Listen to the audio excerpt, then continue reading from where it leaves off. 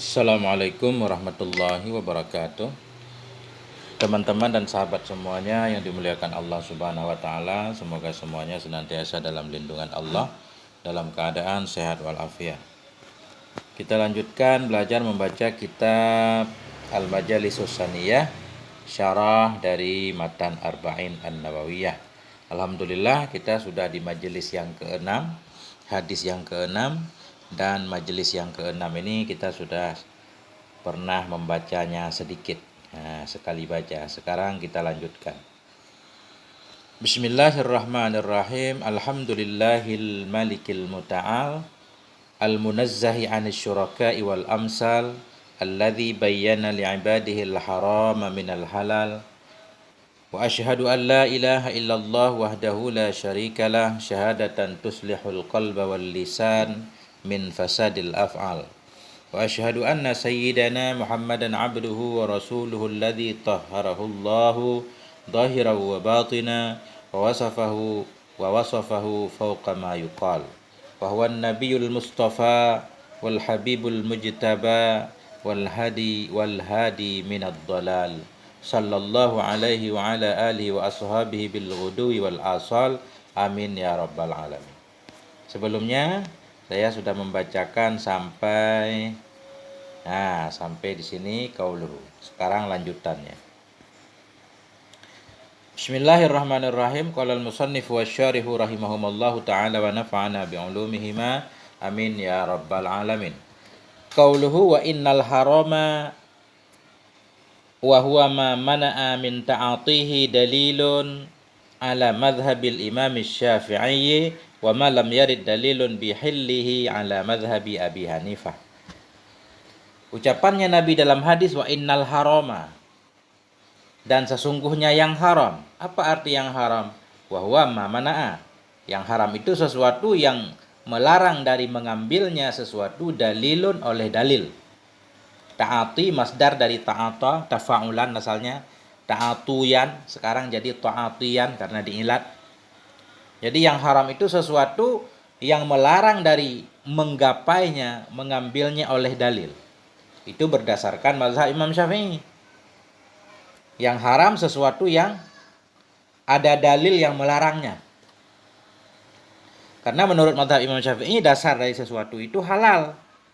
Nah, kecuali ada dalil mengharamkannya jadi haram. Wa ma lam yarid dalilun, wa ma lam yarid kita atah ma mana'a. Dan dianya yang haram itu yang lam yarid, yang tidak datanglah oleh dalil bihalihi dengan menghalalkannya ala madhabi, di atas madhab Abi Hanifah. Menurut Abi Hanifah yang haram itu sesuatu yang tidak ada dalil yang menunjukkan kepada sesuatu itu halal. Jadi asal dari sesuatu haram, kecuali ada dalil yang menghalalkannya maka jadi halal. Jadi terjadi perbedaan. Jadi begitu. Qauluhu bayyinun. Jadi bayyinun ini sambungan dari hadis tadi wa innal harama bayyinun.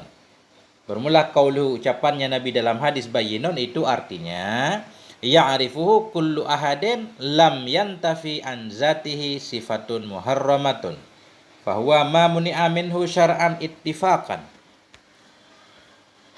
Jadi arti bayyinun ay ya'rifuhu, mengetahui akannya yang haram kullu ahadin oleh setiap orang. Ya, jadi setiap orang tahu yang haram itu haram. Kenapa tahu? Karena yang haram itu jelas. Artinya jelas haramnya, jelas dalilnya. Yang halal juga jelas. Lam yantafi. Ya. Yang tidak ternafilah dari zatnya yang haram sifatun muharramah oleh sifat yang diharamkan. Jadi ciri-ciri sesuatu yang haram itu haram karena padanya itu ada sifat-sifat yang mengharamkannya. Sifat-sifat yang sifat itu diharamkan, memabukkan, merusak akal, merusak kehormatan, mengacaukan keturunan, ya, dan seterusnya. Jadi ada cirinya. Perbuatan-perbuatan yang buruk yang mengandung mafasid dan mafsadah, mafasid, nah itu menunjukkan kepada haramnya.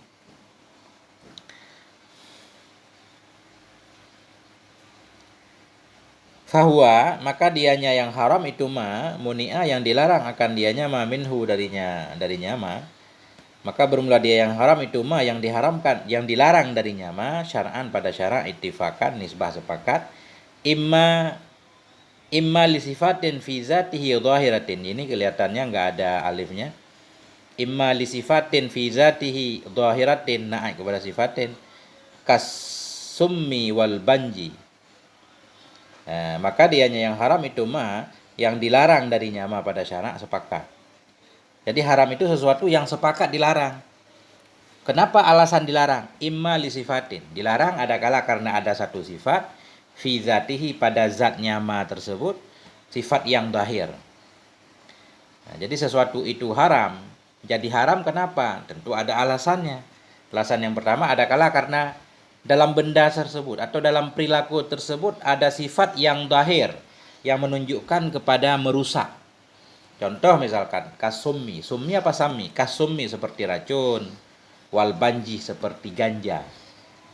Jadi banji ini ada yang mengartikan ganja atau yang serupa ganja yang memabukkan, merusak akal. Wa ghairi dhahiratin. Ghairi dhahiratin kita ataf kepada dhahiratin. Jadi sesuatu itu haram adakala karena sifat zahir pada zatnya seperti racun atau sifat yang tidak zahir. Mana contoh sifat yang tidak zahir tapi benda itu menjadi haram? Kata harimi ba'dil hayawan, seperti diharamkan sebagian hewan. Ada hewan-hewan tertentu diharamkan makan tikus misalkan. Walaupun kita nggak tahu apakah ada sifat bahaya di dalam tikus. Nah, tapi agama melarangnya. Nah. Wa imma li khalalin fi tahsilihi. Imma li khalalin kita atah kepada imma li sifatin. Jadi yang haram itu mamuni'a, sesuatu yang dilarang darinya pada syara' sepakat. Kenapa dilarang? Adakala karena satu sifat yang zahir atau tidak zahir. Wa imma li khalalin. Adakala karena cacat fi tahsilihi dalam mendapatkannya mah. Benda itu memang halal. Zatnya, innya halal, tapi cara mendapatkannya ada cacatnya. Tidak mendapatkan restu atau izin dari syara'. Contoh kal maghsub, seperti benda yang dicuri. Mencuri beras memang halal, tapi karena proses mendapatkannya ada cacatnya, tidak diberikan izin oleh agama jadi haram. Kal maghsub seperti benda yang dicuri, wa bai'il ghurur seperti jual beli tipuan. Jual beli ada mengandung ghurur tipuan. Bai'il gharari war riba dan seperti riba.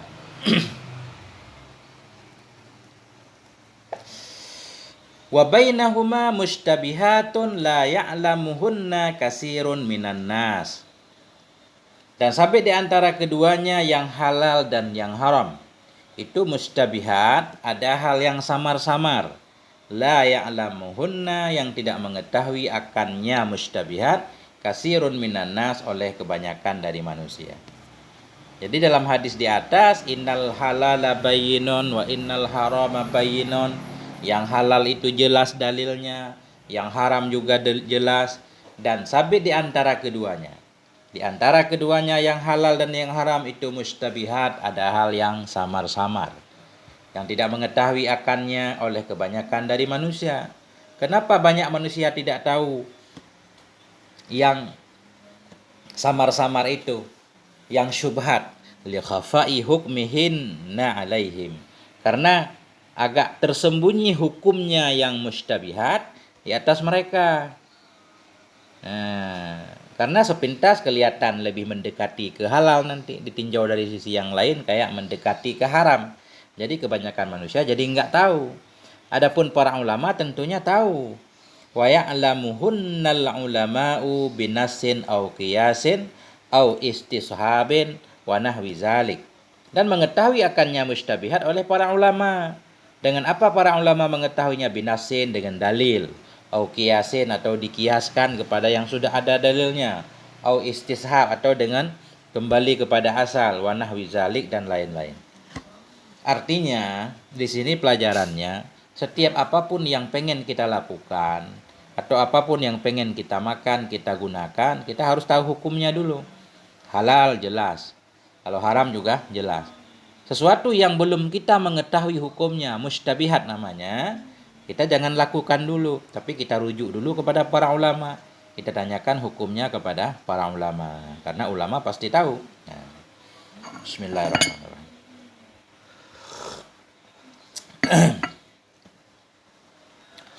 Qauluhu famanittaqa. Dalam hadis tadi lanjutannya famanittaqa syubhat. Maka barang siapa yang meninggalkan ia akan syubhat. Famanittaqa. Apa arti ittaqa? Taraka syubhat. Barang siapa yang meninggalkan ia akan syubhat. Jadi ittaqa di sini menakuti ia, waqa menjaga diri ia, meninggalkan ia akan syubhat. Jam'u syubhatin. Dianya syubhat ini kalimatnya jamak, mufradnya syubhatin. Jam'u syubhatin, dianya syubhat itu jamak dari syubhat. Apa arti syubhah? Wa huwa ma yukhayyalu lin-nadhir annahu hujjah wa laisa kadzalik. Dianya syubhat itu sesuatu yukhayyalu, yang dikhayalkan, lin-nadhir bagi orang yang melihat. Itu mah yang dikhayalkan bagi orang yang melihat, bahwa sungguhnya ma itu hujjah walaisa kadzalik, padahal bukan ianya ma itu seperti demikian. Nah, jadi syubhat itu samar-samar, arti samar-samar begini, sesuatu yang terbayang, yang dibayangkan oleh orang yang memperhatikannya seolah-olah ini dalil menunjukkan sesuatu ini boleh atau sesuatu tidak boleh, padahal pada hakikatnya itu bukan dalilnya, misalkan. Maka terjadilah kesamaran. Syubhat.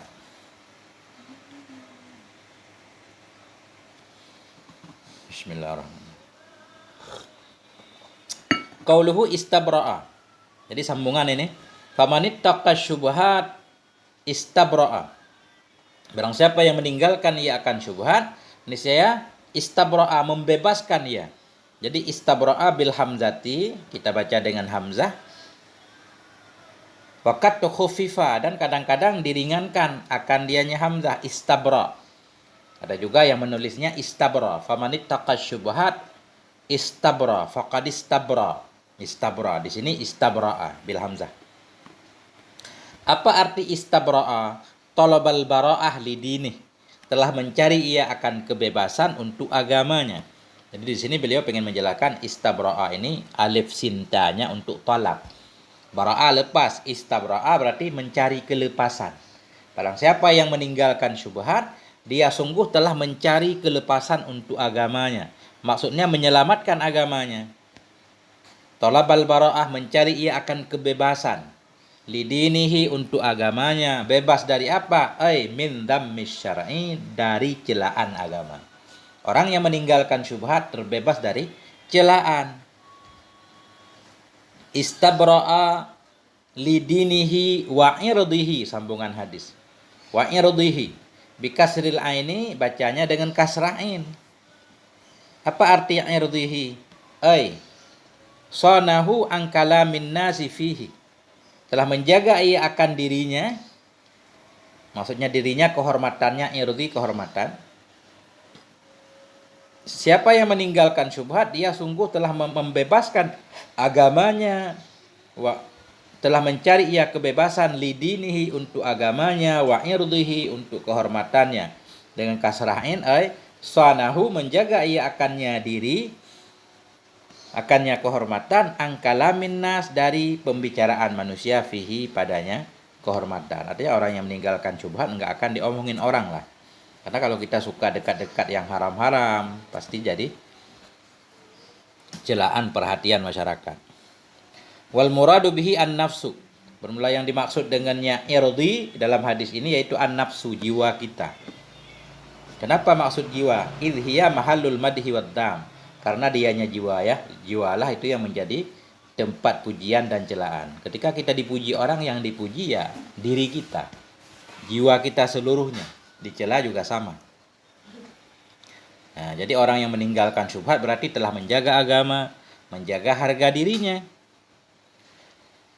Wa qad jaa'a fil asari man waqafa mauqifa tuhmatin fala yalumanna man asa'ad dhanna bihi. Beliau membawakan hadis tambahan, ini asar ucapan para sahabat. Wa qad jaa'a fil asari, sungguh telah datang dalam asar, oleh apa datang? Man waqafa. Jadi man waqafa ini jadi fa'il jaa'a. Man waqafa mauqifa tuhmah. Barang siapa yang berdiri ia pada tempat tuhmah, fala yalumanna, maka jangan mencela ia, akan siman, akan orang-orang asa'ad dhanna yang berburuk ia akan sangka dengannya. Ketika kita melakukan keburukan-keburukan, bermain-main pada tempat yang tidak jelas, maka kita jangan mencela orang-orang yang berburuk sangka kepada kita. Udah sewajarnya orang berburuk sangka kalau kita memang dekat dengan hal-hal yang mencurigakan. Nah, itu dalilnya. Ini mendukung bahwa barang siapa yang meninggalkan syubhat dia akan selamat. Karena di sini menunjukkan kalau kita suka bermain-main di wilayah yang mencurigakan, ketika orang berburuk sangka kepada kita, kita mestinya tidak boleh mencela dia. Diri kitalah yang harus kita cela. Wa qala sallallahu alaihi wasallam li rajulaini marra alaihi wa ma'ahu zaujatuhu Safiyah. Telah berkatalah oleh Nabi sallallahu alaihi wasallam li rajulaini, bagi dua orang laki-laki, marra yang lewat keduanya, marra fi'il madhi tasniyah ini. Naat kepada rajulaini bagi dua orang laki-laki, marra yang lewat keduanya alaihi dia kepadanya Nabi, wa ma'ahu dan bersamanya Nabi itu zaujatuhu ada istrinya Nabi. Siapa istri beliau ketika itu? Safiyah. Asra'a fil masyi, asra'a fil madhi kita naat kepada rajulaini. Yang buru-buru keduanya dua laki-laki fil masyi dalam berjalan. Jadi ketika Nabi di malam hari berjalan bersama Safiyah, ada dua orang laki-laki melewati Nabi. Tapi dua laki-laki itu jalan cepat, enggak berhenti. Enggak berhenti. Apa kata Nabi ini? Ini kata Nabi. Jadi makiyah kawul qala, berkata oleh Nabi, apa yang Nabi katakan? Ala rislikuma. Ala rislikuma. Ala rislikuma ini isim fi'il amar. Seperti alaika kan sering kita temukan. Alaika artinya ilzam, ilaika artinya ibta'id. Ini ala rislikuma. Ala rislikuma artinya tamahal. Pelan-pelanlah kamu berdua. Berhenti dulu. Itu artinya. Ala rislikuma, berhenti dulu kamu. Ini isim fi'il amar bermakna tamahal. Berhentilah kamu. Innaha Safiyah. Sesungguhnya perempuan itu Safiyah. Jadi ketika dua orang laki-laki itu buru-buru jalan, Nabi memanggilnya. Pelan-pelan kamu, jangan pergi dulu, berhenti dulu. Itu yang engkau lihat itu Safiyah istri saya. Jadi Nabi kasihan, takut nanti dua orang laki-laki itu salah paham. Dia mencurigai Nabi, mengira kalau Nabi berkhulwah dengan perempuan yang bukan istri. Makanya Nabi menyatakan, ala rislikuma, berhentilah. Sesungguhnya si perempuan itu Safiyah. Kenapa Nabi mengatakan seperti itu? Khaufan alaihima ayyahlika. Karena takut kepada keduanya bahwa binasalah keduanya. Nabi khawatir keduanya akan binasa dengan sebab buruk sangkanya. Subhanallah. Faqala, maka berkata keduanya. Kedua laki-laki itu berkata, Subhanallah, Maha Suci Allah. Ya. Jadi Maha Suci Allah ini semacam mereka berlindung kepada Allah. Atau mereka menyatakan nggak mungkin kami mencurigai. Tapi walaupun itu Nabi tetap menyatakannya untuk memperjelas. Faqala, maka berkata ya Nabi, inna syaitan yajri min ibni Adam majrad dam. Sesungguhnya syaitan itu mengalir ia dari anak Adam pada tempat berjalannya darah. Jadi kata Nabi, setan itu bisa saja menyusup ke dalam diri kalian. Wa khasyitu ayyukdhafa fi qulubikum syarran, dan aku takut bahwa mencempakkan ya setan fi qulubikuma dalam hati kalian berdua syarran akan keburukan. Nah, itu maksud Nabi. Jadi Nabi menghentikan keduanya karena Nabi khawatir mereka akan hancur binasa karena buruk sangkanya. Nabi mengingatkan setan bisa saja dia menyusup ke dalam diri manusia. Artinya maksudnya pengaruh setan itu luar biasa halus. Kadang susah untuk kita deteksi. Dia bisa menyusup lewat jalan darah. Begitu halusnya pengaruh dari dalam diri. Belum lagi Nabi khawatir ntar setan membisikkan kepada kalian keburukan. Begitu lebih kurang barangkali. Nah, faidatun, satu faedah. Ikhtalafal ulama'u fi ma'na syubhah al-madzukurati fil hadis. Telah ikhtilaflah oleh para ulama pada makna syubhat yang disebutkan akan dianya syubhat dalam hadis Nabi di atas. Faminhum man qala innahal haram. Sebahagian dari mereka itu siman yang berkata, ya sesungguhnya syubhat itu haram. Jadi arti syubhat itu samar-samar. Kemudian ulama berbeda pendapat. Yang syubhat itu apa golongan tersendiri? Ada yang halal, ada yang haram, ada yang syubhat. Atau yang syubhat itu justru masuk kepada yang haram atau masuk kepada golongan yang halal. Nah, di sini terjadi perbedaan pendapat para ulama.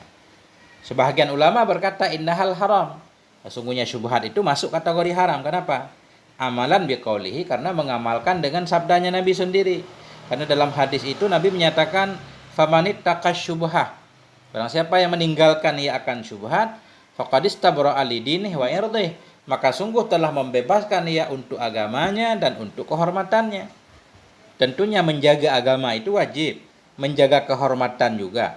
Ketika Nabi menyatakan orang yang meninggalkan syubhat, dia sudah menjaga agama dan kehormatannya.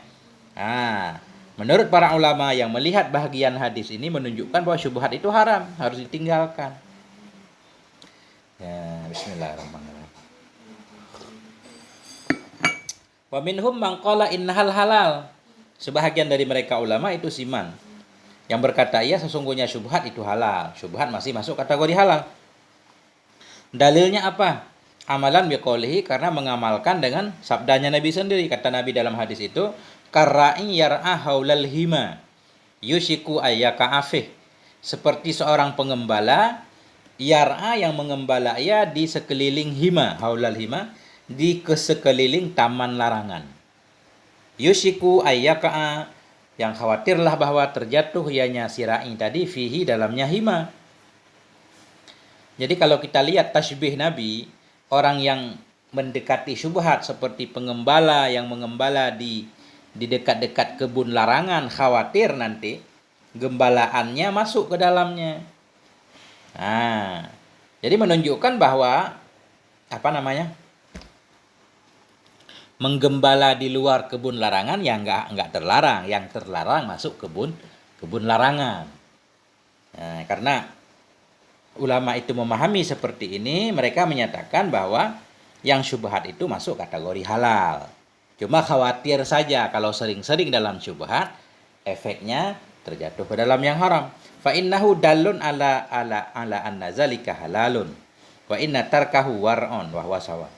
Fa innahu, maka sesungguhnya ucapan Nabi karra'i yar'a haulal hima yushiku ayyaka afe, sesungguhnya ucapan Nabi itu dallun menunjukkan kepada bahwa sungguh demikian itu halal. Jadi yang syubhat itu halal karena menggembala di dekat taman larangan. Yang dilarang taman larangannya, di dekatnya enggak. Itu kata para ulama. Sesungguhnya ucapan Nabi itu menunjukkan kepada sesungguhnya demikian syubhat itu halal. Wa inna tarkau, dan meninggalkannya yang syubhat itu satu kewaraan. Memang meninggalkannya lebih baik.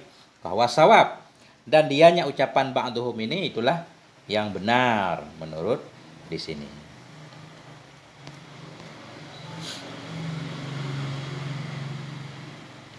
Qauluhu, ucapan Nabi, wa man waqa'a fi syubhat ay bi allam yatruk fi'laha waqa'a fil haramil mahdi. Barang siapa yang terjatuh ia ke dalam syubhat.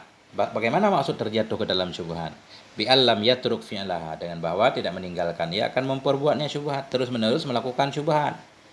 Waqa'a, jawab man, niscaya terjatuh ia fil harami al mahdi, dalam haram. Fil haramil mahdi, dalam haram mahdi yang benar-benar haram. Jadi kalau orang yang terjatuh ke dalam syubhat tidak meninggalkan syubhat, dia terjatuh ke dalam yang haram. Berarti yang syubhat dan yang haram itu dekat-dekat. Atau kalaupun tidak terjatuh ke dalam yang haram, qaraba ayyaka afi, atau hampir-hampirlah bahwa terjatuh ia dalamnya yang haram. Apa makna dari ucapan ini? Nabi menyatakan man waqa'a fi syubhat, siapa yang jatuh ke dalam syubhat jatuh ke dalam yang haram. Apa maksudnya? Jadi para ulama harus mengartikannya lagi. Maknahu innaman kasura ta'atihi syubhati sadafal harama wa illam yata'ammadahu wa qad ya'samu bidzalika in nusiba ila taksirin. Bermula maknanya ucapan itu sesungguhnya siman yang banyaklah oleh mengambilnya siman akan syubhat. Sodafa niscaya menjumpai akan yang haram. Wa illam sekalipun tidak sengaja ia. Wa illam yata'ammad sekalipun tidak menyengaja ia akan yang haram. Waqad ya'samu kadang-kadang berdosa ia bidzalik dengan demikian terjatuh ke dalam yang haram. Inni suba innu siba jika dinisbahkan akan dianya siman ila taksirin kepada kelalaian. Jadi makna hadis di atas, orang yang bermain syubhat jatuh ke dalam yang haram maksudnya apa? Orang yang banyak mengambil syubhat. Man kasara ta'atihi. Bermula siman yang banyaklah oleh mengambilnya akan syubhat. Orang yang banyak mengambil syubhat, sodafal haram, dia akan mendapati yang haram sekalipun tidak sengaja. Nah, sekalipun tidak sengaja memang, tapi tanpa dia sadari akhirnya terjatuh ke dalam yang haram. Kadang-kadang dengan sebab terjatuh ke dalam yang haram walaupun tidak disadari, waqad ya'samu dianggap berdosa juga. In nusiba ila taksirin jika dia dianggap lalai dari memperhatikannya tadi. Sembarangan melakukan sesuatu tanpa ilmu, tanpa mengetahui terlebih dahulu, akhirnya tahu-tahu yang dia lakukan haram. Jadi dosa kita kalau kita dianggap lalai tidak mempelajari hukumnya terlebih dahulu. Atau bisa juga makna hadis itu au maknahu ya'tadut tasahula wa yajsaru ala syubhatin summa syubhatin aghlada minha summa ukhra aghlada wa hakadha hatta yaqa'a fil harami amdan. Nah, atau maknanya hadis itu ya'tada membiasakan ia at-tasahul, membiasakan ia akan bermudah-mudah. Wa yajsuru dan memberanikan diri ia kepada satu syubhat. Summa syubhatin aghlada, kemudian syubhat yang lebih berat minha dari syubhat sebelumnya. Summa ukhra aghlad, kemudian syubhat yang lain yang lebih parah lagi. Wa hakadha dan begitu seterusnya hatta yaqa'a fil haram hingga jatuh ia dalam yang haram amdan secara sengaja. Itu makna hadis. Barang siapa yang jatuh ke dalam syubhat, niscaya terjatuh ke dalam yang haram. Apa maksudnya? Artinya terbiasa ia. Orang-orang yang membiasakan diri meremehkan. Alah, ini kan kelihatannya halal, kelihatan gitu. Jadi enggak mencari dalil yang lebih jelas terlebih dahulu. Membiasakan diri memudah-mudahkan urusan. Memberanikan diri untuk melakukan satu syubhat. Akhirnya nanti terjatuh ke dalam syubhat yang lebih berat lagi. Kemudian jatuh lagi udah biasa syubhat terus wahakadha hingga akhirnya jatuhlah ke dalam haram sengaja. Itu maksud Nabi man waqa'a fi syubhah waqa'a fil haram. Nah, karena syubhat dekat dengan yang haram berarti kita jangan mendekati syubhat supaya terhindar dari yang haram. Banyak memang perintah agama seperti itu. Nah, bukan dilarang berzina, dilarang mendekati zina ya. Karena dari mendekati akhirnya terjatuh. Nah itu, makanya wala takrabuz zina. Faqad dallatil ahadisu annal ma'asi, dan sungguh telah menunjukkan oleh banyak hadis bahwa sungguh maksiat tasuku ilal kufri itu menghalau ia, menarik ianya maksiat kepada kekafiran. Memang banyak hadis menyatakan dari maksiat akhirnya terjerumus ke dalam kekafiran. Wal iyadu billah. Perlindungan itu sabit dengan Allah Subhanahu wa taala. Wa min dzalika qauluhu ta'ala. Sebahagian dari demikian, tapi kata beliau di atas banyak hadis, tapi ini bukan hadis yang beliau bawa, ayat. Wa min dzalika qauluhu. Sebahagian dari demikian dalil yang menunjukkan bahwa maksiat bisa menjerumuskan ke dalam kekafiran itu firman-Nya Allah Ta'ala, tilka hududullahi fala taqrabuha.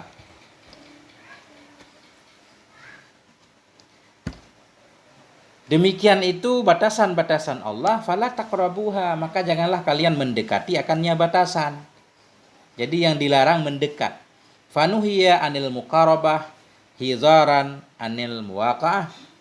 Maka dilarang dari mendekat, fanuhiya anil muqarabah, maka dilarang dari mendekat hizaran, karena mewaspadai, karena mewanti-wanti minal muwaqa'ah, dari terjatuh ke dalam batasan Allah.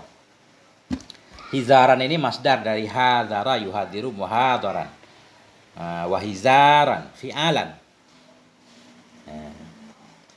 Wa qauluhu ta'ala, dan sebahagian dari demikian itu firman-Nya Allah Ta'ala, waqatlahumul anbiya'a, dan pembunuh ini ada ataf di belakangnya, ada ayat sambungan. Waqatlihimul anbiya, dan pembunuhan mereka terhadap para nabi bighairi haqqin, dengan tanpa hak. Zalika bima asau, bermula demikian itu sabit dengan sebab kemaksiatan mereka. Jadi ini kisah tentang Bani Israel, bagaimana mereka membunuh para nabi dengan tanpa hak. Memang membunuh para nabi enggak hak, mana mungkin membunuh para nabi dengan hak. Yang seperti ini barangkali maksudnya kasyifah, enggak ada ceritanya membunuh nabi itu hak. Mereka membunuh para nabi dengan tanpa hak. Kenapa mereka jadi membunuh para nabi? Zalika bima asau, demikian itu dengan sebab kemaksiatan mereka. Masdariyah, Zalika bi isyanihim, demikian itu dengan sebab kemaksiatan mereka. Apa maksud kemaksiatan mereka? Tadarraju bil ma'asi, artinya tadarraju, mereka pelan-pelan dalam maksiat. Tadarraju, pelan-pelan mereka bil ma'asi, dengan maksiat, ila qatlihim, hingga sampai kepada membunuh mereka para nabi. Artinya mereka melakukan kejahatan kecil-kecil dulu, lama-lama besar, akhirnya sampai kepada membunuh para nabi. Sama kayak copet besar berasal dari copet kecil. Awalnya latihan pelan-pelan, dikit-dikit, lama-lama jadi copet besar. Itu maksudnya satu kejahatan akan menarik kita, menyeret kita menuju kejahatan yang lebih besar. Nah itu di sini contohnya, mereka melakukan kejahatan kecil, tadarraju, mereka pelan-pelan, akhirnya sampai kepada membunuh para nabi. Wa qauluhu sallallahu alaihi wasallam, dan ucapan Nabi juga. Apa ucapan Nabi? La'anallahu sariqa yasrukul bidah fatuqta'u yaduh wa yasrukul jamala fatuqta'u yaduh. Mengutuk oleh Allah akan pencuri. Yasrukul bidah, hal keadaan pencuri, mencuri ia akan telur. Fatuqta'u yaduh, maka akan dipotongkan tangannya. Wa yasrukul jamal, mencuri ia unta. Fatuqta'u yaduh, maka akan dipotongkan tangannya.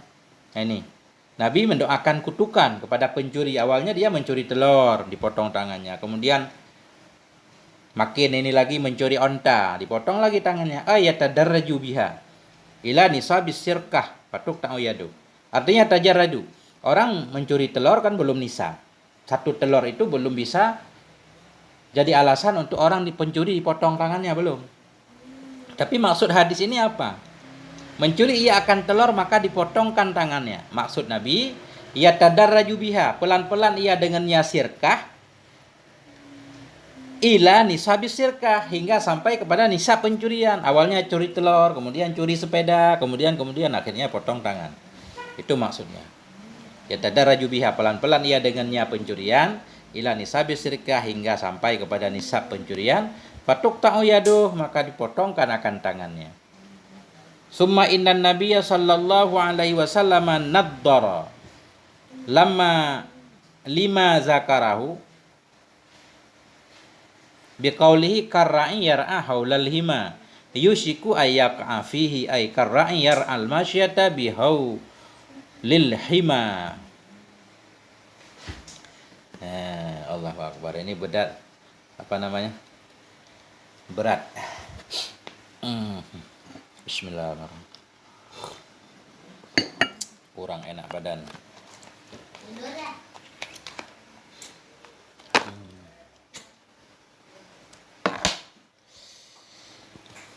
Summa, kemudian sesungguhnya Nabi sallallahu alaihi wasallam naddara, itu membandingkan ianya Nabi, lima zakarahu, bagi apa yang telah menyebutkan ianya Nabi akannya apa, biqaulihi, dengan ucapannya Nabi karra'i.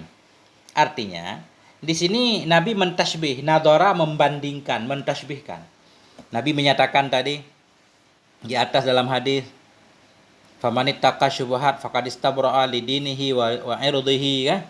Wa man waqa'a fi syubhat, barang siapa yang terjatuh ke dalam syubhat, terjatuh ke dalam yang haram. Karra'i. Ya.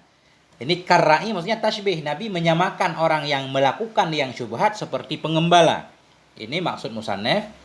Maksud syarah, sesungguhnya Nabi sallallahu alaihi wasallam naddara, membandingkan bagi apa yang Nabi sebutkan dengan ucapannya Nabi karra'i, seperti pengembala yar'a haulal hima, yang mengembala ia di dekat hima. di dekat taman larangan. Yushiku ayyaka afe, hampirlah bahwa terjatuh ianya si ra'i dalamnya kebun larangan. Artinya karra'i yar'al masyata bihaulil hima.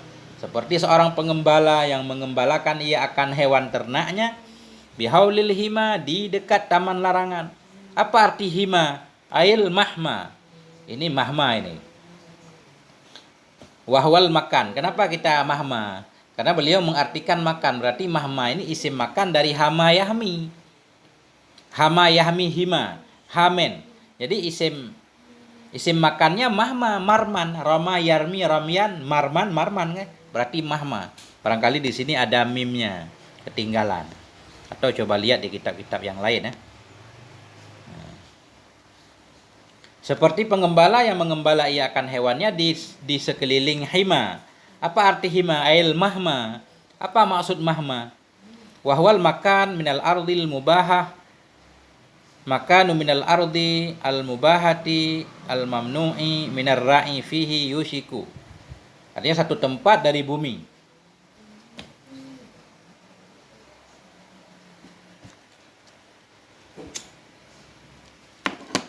Wahwal makanu minal ardil mubahah, dianya mahma itu tempat dari bumi yang bebas. Ada lapangan misalkan, ya bumi masyarakat lah. Dari bumi yang bebas, tempat yang terlarang. Maksudnya satu tempat yang berada di kawasan bebas, ardil mubahah kawasan bebas, bumi yang dibebaskan. Maksudnya di kawasan bebas. Satu tempat yang berada di kawasan bebas, yang tempat itu terlarang.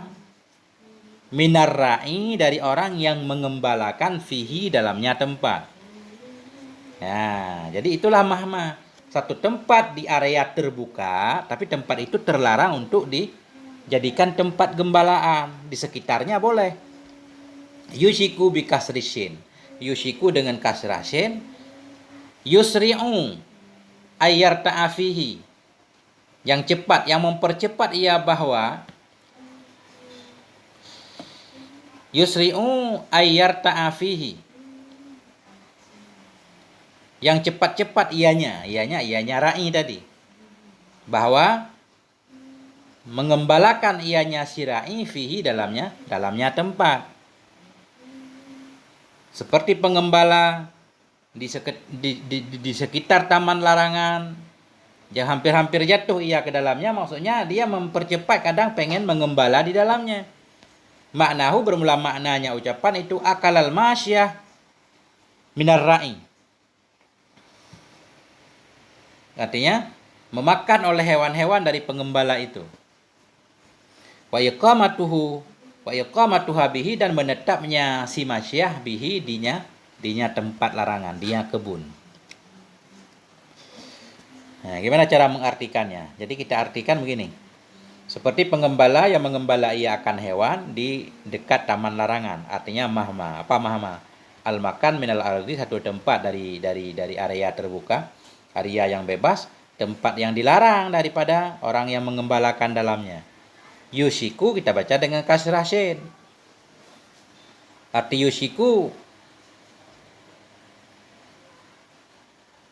yusri'u atau yasra'u.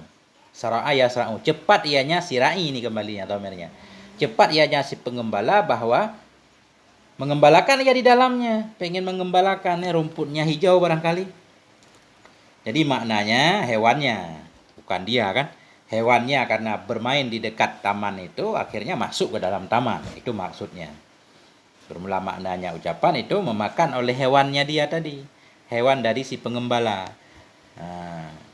Dan iqamatuha, menetapnya si hewan bihi, dengannya tempat tadi, betah. Wa kafa bihadza dalilan ala dar'il mafasid wa jalbil masalih bittaba'udi amma yukhafu minhu wa in dhannas salamah fi muqarabatihi. Cukuplah ini sebagai dalil. Wakafa bihada. Bihada binya ziyadah taukid. Wakafa bihada, cukuplah ini sebagai dalil ala dar'il mafasid, untuk menolak kerusakan, wajal bil masaleh, dan untuk mendatangkan kemaslahatan, Bittaba'ud, dengan menjauhkan diri, amma yakhafu, dari apa yang ditakutkan, amma yukhafu minhu, dari apa yang ditakutkan darinya. Jadi dalam hadis ini kita bisa memahami kaidah. Jadi darul mafasid itu mukaddam kan. Menggembala itu tadi memang ada manfaatnya, tapi di sisi yang lain khawatir dengan mengembala masuk kebun larangan. Akhirnya lebih kepada meninggalkan tempat itu, jangan menggembala di situ. Itu maksudnya cukuplah ini hadis sebagai dalil kepada menolak kerusakan. Daripada kita jatuh ke dalam kebun larangan tadi, mending menolak kerusakan, artinya meninggalkan tempat itu. Dalil untuk daril mafasid, menolak kerusakan, wajal bil masalih, mendatangkan kemaslahatan, bittaba'u, dengan cara menjauh.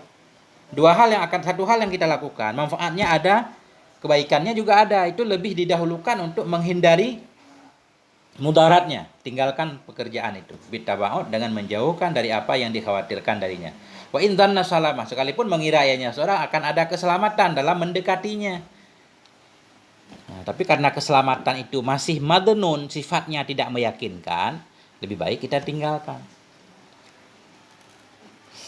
Nah, jadi yang intinya apapun yang pengen kita lakukan, kita cari dalilnya dulu, hukumnya. Kalau sudah jelas bolehnya, kita lakukan.